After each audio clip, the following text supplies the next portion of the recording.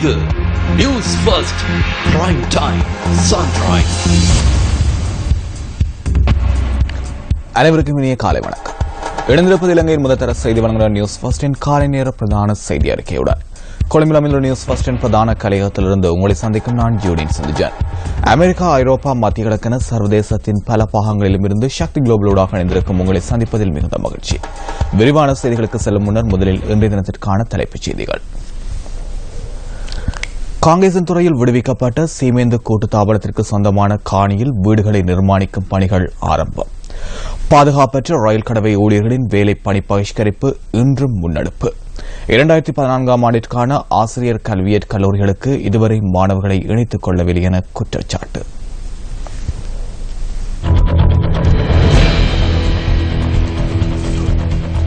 தொடர்பது விரிவான செய்திகள். முதலில் உள்நாட்டுச் செய்தி. காங்கேசன் துறையில் விடுவிக்கப்பட்ட சீமேந்து கூட்டுத்தாபனத்திற்கு சொந்தமான காணியில் வீடுகளை நிர்மாணிக்கும் பணிகள் ஆரம்பிக்கப்பட்டுள்ளதாக மீள்குடியேற்ற அமைச்சர் தெரிவித்துள்ளது. காங்கேசன் துறையில் விடுவிக்கப்பட்ட சுமார் 150 ஏக்கர் காணியில் மக்கள் பயன்பாட்டிற்குரிய 40 ஏக்கர் காணியை சுத்தப்படுத்தும் நடவடிக்கைகள் இறுதிக்கட்டத்தை எட்டியுள்ளதாக அமைச்சின் செயலாளர் வேலாயுதம் சிவஞான ஜோதி குறிப்பிட்டுள்ளார். இந்த காணியில் 120 வீடுகள் நிர்மாணிக்கப்பட உள்ளதாகவும் அவர் தெரிவித்தார். அவற்றில் 100 வீடுகள் ராணுவத்தினரால் நிர்மாணித்துக் கொடுக்கப்படுவதாகவும் 20 வீடுகள் மக்களின் ஆதரவுடன் நிர்மாணிக்கப்படுவதாகவும் மீள்குடியேற்ற அமைச்சின் செயலாளர் குறிப்பிட்டுள்ளார். யாழ்குடா நாட்டில் யுத்தத்தால் பாதிக்கப்பட்ட நலன்புரி முகாம்களில் காணிகளின்றி தங்கியுள்ளவர்களுக்கே காங்கேசன் துறையில் வீடுகள் வழங்கப்பட உள்ளதாகவும் அவர் கூறினார். ஜனாதிபதியின் தலையீட்டின் கீழ் காங்கேசன் துறை சீமேந்து தொழிற்சாலை பகுதியில் உள்ள காணி அண்மையில் விடுவிக்கப்பட்டிருந்தமை சுட்டிக்காட்டத்தக்கது.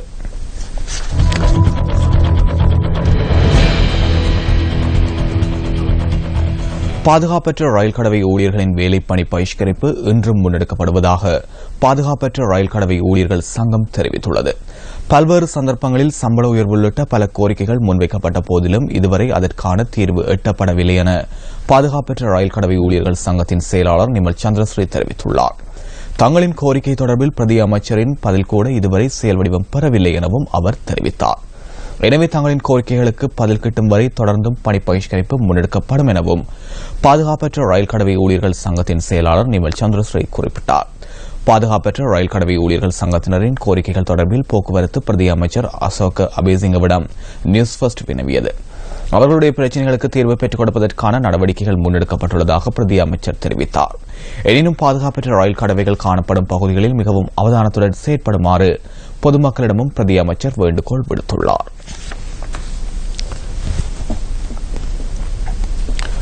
உயிரிழந்த காட்டு யானை ஒன்றை சீகிரிய ஹெடிகஸ்லாவ பிரதேசத்திலிருந்து வனஜீவராசிக திணைக்கள அதிகாரிகள் மீட்டுள்ளனர்.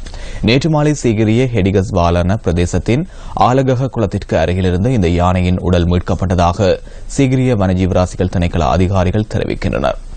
கடந்த சில தினங்களுக்கு முன்னர் இந்த யானை உயிரிழந்திருக்கலாம் எனவும் வனஜீவராசிகள் திணைக்கள அதிகாரிகள் சந்தேகம் வெளியிட்டுள்ளனர். சுமார் 20 வயது மதிக்கத்தக்க உயிரிழந்த யானையின் உடற்கூறு சோதனைகள் சீகிரிய வனஜீவராசிகள் திணைக்களத்தின் வைத்திய அதிகாரிகளால் இன்று முன்னெடுக்கப்பட உள்ளது. வரலாற்று சிறப்புமிக்க கதிர்காம கந்தன் ஆலயத்தின் வருடாந்த ஆடிவேல் மகோற்சவத்தின் 4வது நாள் இன்றாகும். இந்த முறை கதிர்காம ஆடிவேல் மகோற்சவத்திற்கான ஊடக அனுசரணையை நியூஸ் ஃபர்ஸ்டுடன் இணைந்து சிரச தொலைக்காட்சி வழங்குகின்றது. முருகனின் அருக்கடாட்சியம் வேண்டி வடக்கு, கிழக்கு, மலையகம் உள்ளிட்ட நாட்டின் பல்வேறு பகுதிகளிலிருந்தும் வெளிநாடுகளிலிருந்தும் பெருந்திரளான பக்தர்கள் கதிர்காம திருத்தலத்திற்கு வருகை தந்துள்ளனர். கதிர்காம திருத்தலத்திற்கு வருகின்ற பக்தர்களின் நலன் கருதி பல்வேறு வசதிகளும் ஏற்பாடு செய்யப்பட்டுள்ளன. ஆடிவேல் மகோற்சவம் எதிர்வரும் 21ஆம் தேதி மாணிக்க கங்கையில் நடைபெறவுள்ள தீர்த்தோற்சவத்துடன் நிறைவுக்கு வரவுள்ளமை குறிப்பிடத்தக்கது. ஜாதிக ஹேல உரிமையை நேற்றைய தினம் கொழும்பில் ஊடகவியலாளர் சந்திப்பு ஒன்றை ஏற்பாடு செய்திருந்தது.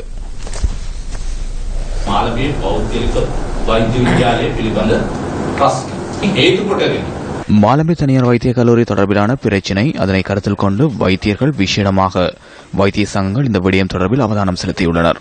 இந்த பிரச்சினை தொடர்ச்சியாக நீடிப்பது தொடர்பில் உயர்கல்வி அமைச்சு அவதானம் செலுத்த தவறியுள்ளது.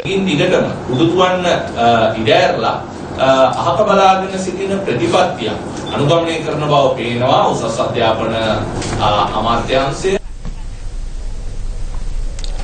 2014 கல்வி ஆண்டிற்கு அமைய தேசிய கல்வி கலாசாலைக்கு இதுவரை யாரும் இணைத்துக் கொள்ளப்படவில்லை என இலங்கை ஆசிரியர் சங்கம் தெரிவித்துள்ளது. மாவட்ட அடிப்படையிலும் ஜட்புள்ளி அடிப்படையிலும் தேசிய கல்வி கலாசாலைக்கு மாணவர்கள் இணைத்துக் கொள்ளப்பட வேண்டும் என இலங்கை ஆசிரியர் சங்கத்தின் தலைவர் மஹிந்த ஜெயசிங்க தெரிவித்துள்ளார். நாட்டில் நிலவும் இன்றைய வானிலை தொடர்பான தகவலுடன் இணைந்து கொள்கின்றார் வளிமண்டலவியல் திணைக்களத்தின் வானிலை அதிகாரி முகமது சாலிஹ். மத்திய சப்ரகமுக மேல் மற்றும் வடமேல் மாகாணங்களிலும் அத்துடன் காலி மற்றும் மாத்தறை மாவட்டங்களிலும் இடைக்கிடையே இலேசான மழை பெய்யக்கூடும். இவை தவிர நாட்டின் ஏனைய பகுதிகளில் தொடர்ந்தும் சீரான வானிலை நிலவக்கூடும். நாடு முழுவதிலும் குறிப்பாக மத்திய மலை பிரதேசங்களிலும் அத்துடன் நாட்டின் தென்னரை பிராந்தியத்திலும் மணித்தியாலத்துக்கு 50 முதல் 60 கிலோமீட்டர் வரையிலான பலத்த காற்று வீசக்கூடும். கடல் பிராந்தியங்களை பொறுத்தவரையில் கொழும்பு தொடக்கம் காலி ஊடாக மாத்தறை வரையான கரையோரத்துக்கு அப்பாலுள்ள கடல் பிரதேசங்களில் சிறிதளவு மழை பெய்யக்கூடும். நாட்டை சூழவுள்ள ஏனைய கடல் பிராந்தியங்களில் சீரான வானிலை காணப்படும். காற்று மணித்தியாலத்துக்கு 30 முதல் 40 கிலோமீட்டர் வேகத்தில் மேற்கு அல்லது தென்மேற்கு திசையிலிருந்து வீசும். புத்தளம் தொடக்கம் மன்னார் காங்கேசன்துறை திருகோணமலை ஊடாக மட்டக்களப்பு வரையான அத்துடன் பொத்துவில் தொடக்கம் அம்மாந்தோட்டை மாத்தறை ஊடாக காலி வரையான கடல் பிராந்தியங்களில் காற்றின் வேகமானது அடிக்கடி மணித்தியாலத்துக்கு 50 முதல் 60 கிலோமீட்டரிலும் அதிகரித்த வேகத்தில் வீசக்கூடும். இவ்வாறான சந்தர்ப்பங்களில் குறிப்பிட்ட கடல் பிரதேசங்கள் கொந்தளிப்பான நிலையில் காணப்படும்.